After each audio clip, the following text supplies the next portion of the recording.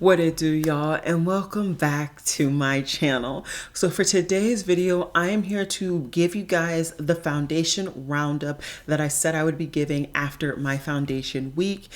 Definitely let me know down below in the comments how you enjoyed foundation week. Did you see any foundations that you yourself was interested in picking up after seeing the wear test and the quick little mini reviews at the end? Are you interested in picking up any of those foundations? I would love to hear down below. But with that said, I want to give you guys a more kind of concise and eloquent, hopefully, review on all of the 5 foundations that I demonstrated throughout the week. I will have swatches as B-roll, and yeah, that's pretty much it for today. That's the agenda for today. I hope that you guys are excited and interested, and yeah, let's just go ahead and dive on in.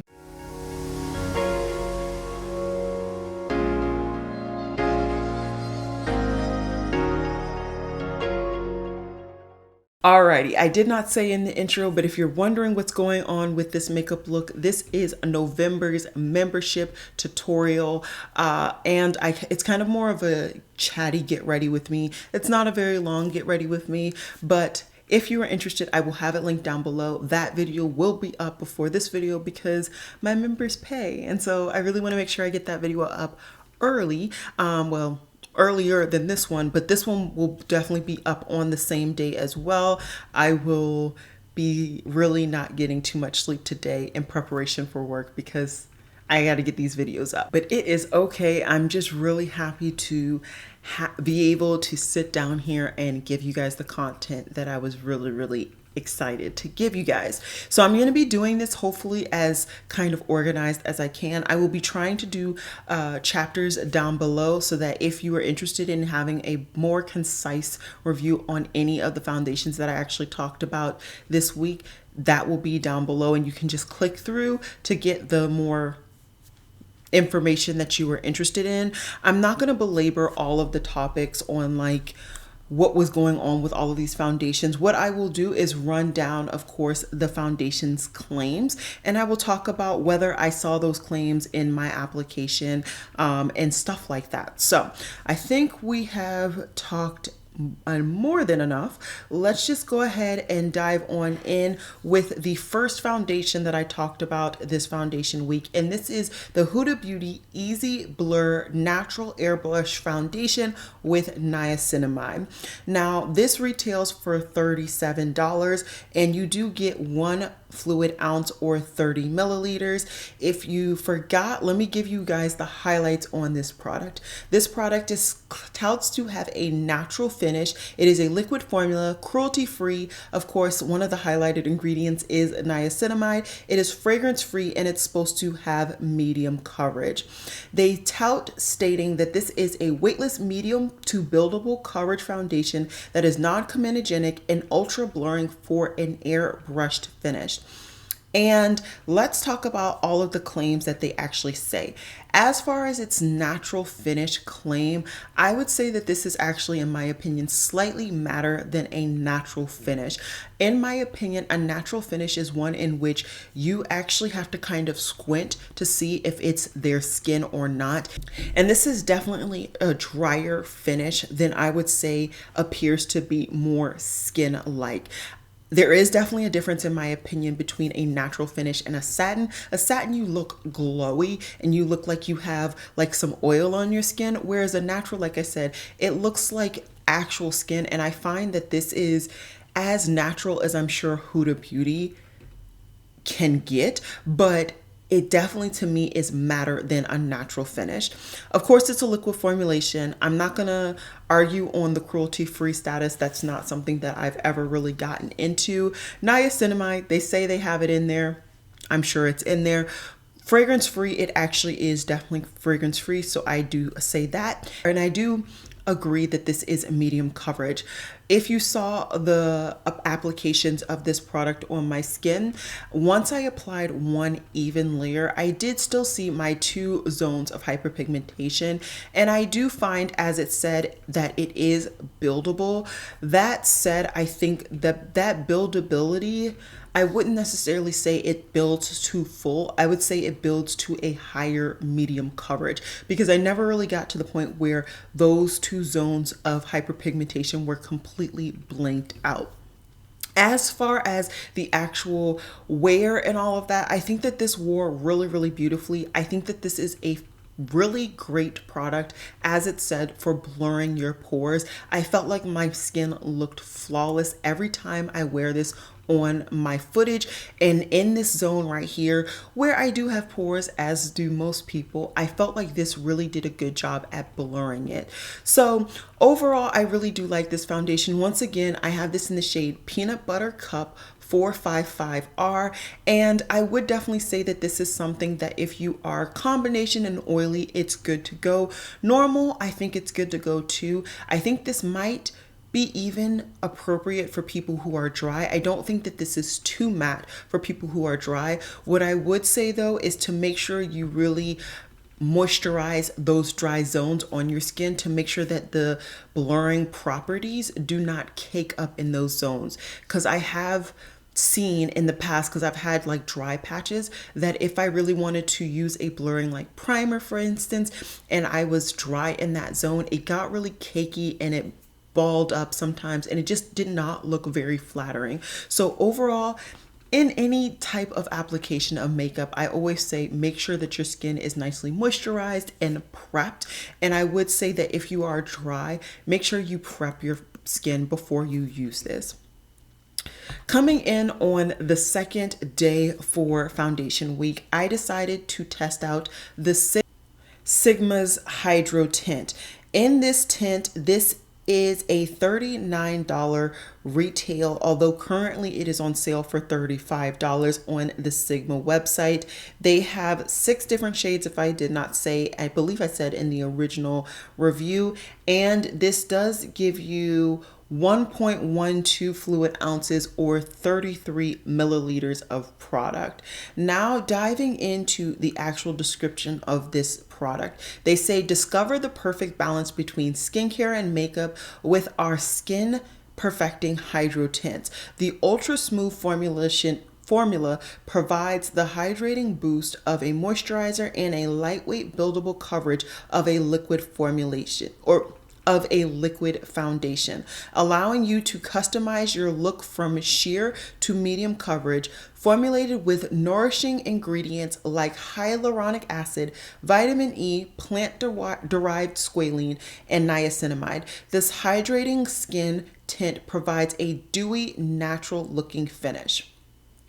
Okay, I'm pretty sure I did not read that because I feel like I would have talked about that a little bit more in my outro for this review, but that's why we're doing this video. So they tout that this is a perfect balance between skincare and makeup. I definitely, for me, would say that I see a lot more of the skincare elements in this particular product than the makeup. They tout that this is a hydrating boost of moisturizer that is lightweight and of course a buildable liquid foundation, and then continue on to say that you can build this from a sheer to a medium coverage. I never felt like I could build this from a sheer to a medium coverage. I used the foundation brush that they gave me. I used it with a sponge, and I just did not like the way that this built. I felt like for me, this dried down to an extent that you could really see any lines if you did use said brush. And even if you used the sponge, I felt like the sponge soaked it up because it was such a lightweight formulation that I wasn't able to really get much product on my face. And the last thing that I want to highlight that they talked about is that this provides a dewy, natural looking finish. I do not find that this did that at all, even prior to powdering down these foundations. And that's really where I'm talking about prior to the powder down, because once you powder something down, it's not going to give you its kind of most authentic finish. I felt like this just looked dry, and because it was such a thin formula, maybe that's why it looked dry. I don't really know. Maybe I don't have the perfect skin type for this. Maybe this is best for drier skin because drier skin needs a little bit more moisture, and maybe that moisture element that's in this foundation or this tint actually just works better for their overall finish. But I never felt like I could get a good application for this. Even in the video that I did, I don't think that it had a really good application. I don't think that this did really good on my skin, not only after the application, but also wear time wise. And for me, and I didn't really eloquently say it in the video, if I'm going to go for something with such sheer coverage, I'm probably going to go for something like the Auric Glow Lust or the Juvia's Place equivalent of that. Or I would just apply some concealer in the zones that I have hyperpigmentation, maybe even my under eyes if I need it, and go about my day. I just feel like this is just not worth, for me, the hassle of applying it, trying to build it up, and not liking the overall finish. Yeah, that's my opinions. As always, I would love to hear your opinions, especially if you have a similar skin type to me, or even if you have a different skin type. Let everybody know down below in the comments. For day 3, I decided to highlight the LYS Beauty Triple Fix Blurring and Hydrating Skin Tint Foundation Stick. Now, this foundation stick retails for $25 and it has 0.25 ounces or 7.2 grams of product in here. There is a plethora of shades, so I'm not going to even go ahead and highlight that. But of course, let's highlight the product information that is really highlighted on Sephora. Of course, it is a stick formulation. They tout that this gives you medium coverage, cruelty-free. It's a Black-owned brand, of course. It's supposed to give a natural finish, and it is a clean at Sephora product. It touts that this is a ingredient-rich skin tint that enhances complexion to help visibly even skin while concealing the look of any blemishes or uneven tone with just one swipe. It is supposed to be a breakthrough texture that it's supposed to instantly wipe away the look of texture and pores to provide a veil of coverage with a natural skin-like finish, and it's supposed to be lightweight, easy to blend formulation that gives you a hydrating glow. What I will say, okay, let's talk about all of the claims. It says that this is supposed to be able to conceal blemishes. I think, once again, this did a really good job for a medium coverage when it comes to concealing blemishes. I don't necessarily think that this built too much. I think this went from a medium to a high medium buildable when it comes to the coverage level. Once again, you guys saw in the initial application, I definitely went back and built up additional product in the particular zones that I felt it needed to be built up. As far as the blurring aspect, I don't ever see any real blurring when it came to this stick, especially not in comparison to the Huda Beauty. So for me, it's probably just a normal amount of blurring, which at that point, it just looks like my skin, right? That I'm used to in foundation. We've already talked about covering breakouts. I do agree that this does give a natural finish if your skin is prepped in the way that it should be prepped. I do believe that this is a lightweight coverage, I think, or lightweight finish. I don't find that any of the foundations that I've talked about this week ever really feel heavy or cakey or anything like that, even though I looked dramatically undone in a lot of the outros. That was just because I was so tired. But at the end of the day, I think all of these were extremely lightweight. And I think those are the main claims that I really wanted to kind of hit. Now, going back to that natural finish, you need to make sure your skin is prepped. The day before I did this foundation review, I wanted my skin to be at its peak, and I do mean its absolute peak. So I not only did my skincare, of course, I did a scrub the night before, and I also did my light therapy mask as well. I went to bed, I put my moisturizer on, of course, and all of my other kind of serums that I go to at night, and then I proceeded to apply this the next morning, and it applied flawlessly. Flawlessly. It looked absolutely beautiful, and that is when I got that natural finish. The prior times when I was a little bit more sporadic with my skincare, I did not do the scrub. Sometimes I do the light therapy, sometimes I wouldn't. It was so cakey on my face. It was ridiculous to the point where it was breaking up. I immediately took this foundation off multiple times because I was like, this cannot be. This truly cannot be. So this is not a foundation out of all of these this week. This is not one that I can lightly kind of recommend, regardless of the price, regardless of the inclusivity when it comes to the shade range. I love LYS as a brand, but I find that this is the most finicky out of all of these foundations. And so I just can't in good conscience say what I have just said about this Sigma tint. In my opinion, this is not finicky, it's just not a good tint. Whereas this one I find is just finicky. One day it wants to work, one day it doesn't. And I am just not the biggest fan of that. Now, I will see how I use this in this upcoming year. We'll see.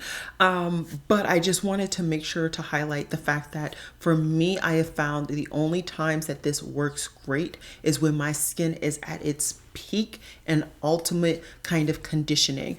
And then outside of that, it's been terrible. Absolutely terrible.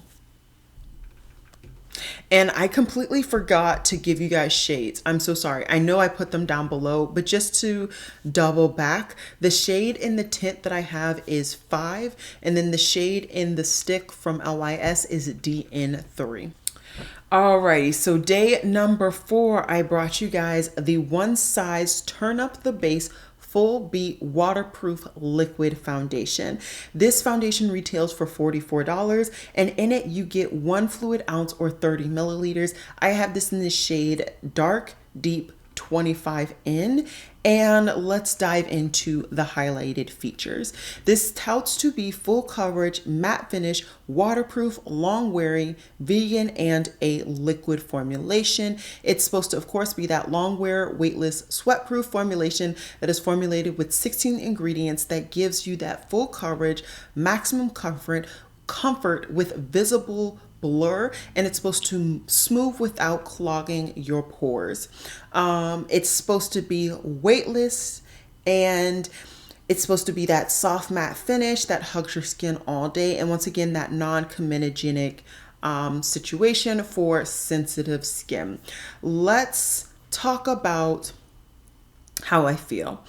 I definitely think that this is the fullest coverage that I got this week. As you saw when I applied it, I did still need to go ahead and build up in my 2 kind of hyperpigmented zones. That said, I felt like when I did that, this gave me the most coverage in both respective zones. As far as the matte finish, I definitely agree. This is definitely a matte finish. I would say this is a matter finish than even the Huda Beauty. So take that into consideration if you are somebody who does not like to wear powder, or also on the opposite side of the scale needs to wear a lot of powder. If you're not somebody who can stand copious amounts of powder on an already matte finish, this might not be the route for you. That said, I find that this, out of all of the foundations, could be the foundation that, because it feels like it dries down to such a matte finish, you don't necessarily need to powder, especially if you don't need this to last the 20 or 16 hours. Is it 16 hours? I think. I believe it was 16 hours that they tout that this can last up to. I definitely think that you can go without powder and it lasts for a really long time.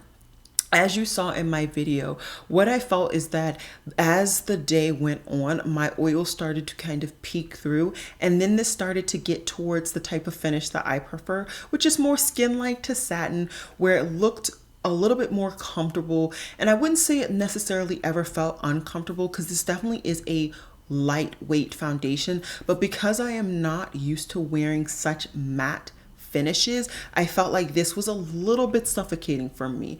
It was not like the Estee Lauder Double Wear by any means, but this felt like my version of Estee Double Wear right now, in the moment where I wear such skin-like finishes, that this just, it felt a little matte for me.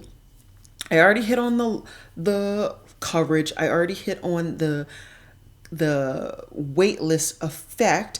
I did not feel like any of these actually really messed up my skin at all. I feel like my skin looks really good even after testing these out. And then of course the last week where I pretty much was testing these products and filming the same week, things just got pushed back, and you had to do what you had to do. But the last thing that I wanted to talk about when it came to this foundation and what they claimed was the blurring aspect. And although I wouldn't say that there was so much blurring that I felt like I had to highlight it during the video review, what I would say is, if I had to rank the three kind of foundations that I've talked about that actually highlight blurring, I would say the LYS, in my opinion, blurs the least.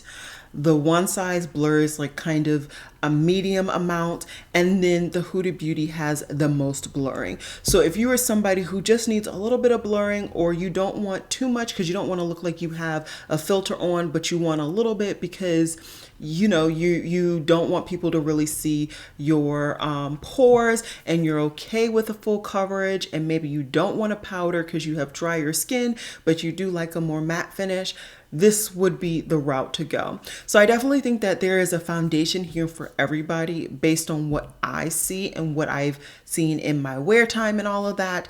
So hopefully taking the time to really talk about all of these foundations a little bit more cleanly is better for you guys. Now, the last one that I'm going to be talking about is, of course, the Tir Tir foundation. And so this one, I feel like, is the one that I did even the worst, if we're being honest, when it comes to the review, because I forgot aspects of my review left and right. So this is the Tir Tir Mask Fit Red Cushion Foundation. This retails for $25. Right now, instead of it being 50% off, it's actually currently 40% off. So that's what it would be if you check out today. And they tout that this is their top selling cushion foundation in Japan, renowned for its unbeatable 72-hour coverage, lightweight feel, and buildable semi-matte finish. It's perfect for achieving a radiant glass skin look. Now, what I will say is, I know in different cultures, and based on this being a Japanese kind of loved product, typically when they do makeup, from what I've seen, they do not apply nearly as much makeup as we do in the US and just in other Western countries. That said, I wanted to keep all of my powder application consistent, so that's what I did. I would recommend using this product without powder, even for my skin type. I would only powder my concealer. I would not actually powder the legitimate cushion, because I found no matter what I did, once I put that powder on, this just turned matte. It turned absolutely matte, and you did not get, as it said, that glass radiant skin, which I don't know if I would necessarily say this gave me a radiant skin. I would say this gave more like a satin type finish, which is definitely what I want. But as soon as you put that powder on, it's just extremely, it's not extremely matte, but it's matte, and it's just not what I was looking for. I definitely agree that this is a lightweight feel, 110% it is. As far as the 72-hour claim, I would never wear makeup for 72 hours, so there is that. But what I will say is that this actually really did hold up a lot better than I was expecting. I showed you in the video of the long wear test that I thought that it was going to start to crease in my smile lines, because it started to really emphasize towards like the 5 to 8 kind of time zone, but it never really cracked. It never really seeped in fully. So I do think that this definitely can wear for a long period of time. I would never recommend wearing makeup for that long though. I do think that now that they've collaborated with the Black influencer, which her name is escaping me right now, unfortunately, I do appreciate the shade range, and I love that even the original shade that I picked up was too dark for me. That really shows me the depth capacity for this shade range. And I believe I skipped over saying my shade. I have the shade 43N, which is deep cacao, and this has 0.15 ounces or 4.5 grams. So overall, I think this really is a nice foundation. Like I said, the biggest claim is the 72 hours. It's sweat proof, transfer proof, and non-creasing formula.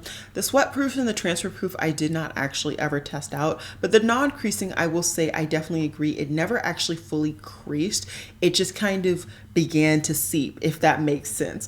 I love the fact that it says that it has been tested that it will not smudge under a mask. I've never tried, but that's a very interesting claim. I do know in Asian cultures, if you're cold, it is more socially acceptable to wear a mask. If you're cold, if you have a cold, it is more socially acceptable to wear a mask, and actually kind of expected to wear a mask so you don't give your whatever to other people. As far as it saying it conceals blemishes, I do agree it does conceal blemishes to an extent. I don't think this has higher coverage capacity than the one size, but I was thoroughly impressed with the amount of coverage that I did get from this particular product.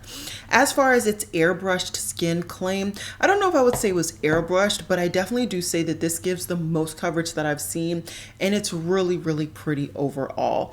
As far as who I think this particular product is best for, this actual kind of egg that they've demonstrated, they state is actually best for combination skin. They have two other formulas that are more geared towards natural to normal skin and to dry skin based on the respective finishes that they actually give.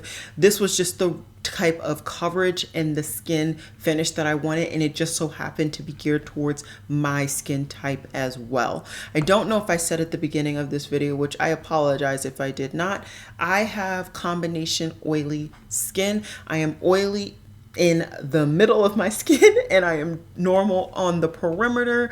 I am 31. I have wrinkles, but not overly too many wrinkles. I'm decent with my skincare since I've been switched to overnight or third shift. It's been a little touch and go some days, but overall I'm pretty good with keeping up with my skincare. And I think that's it. I don't think I have anything else to discuss. I think I've hit all of the points that need to be hit.